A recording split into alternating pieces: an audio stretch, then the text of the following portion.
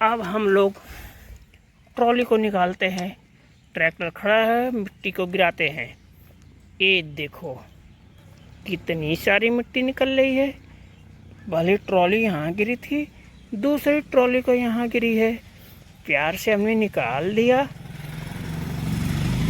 चलो अब फिर हम इसको लगा देते हैं इसमें और लेकर के चलते हैं खुदाई करने के लिए।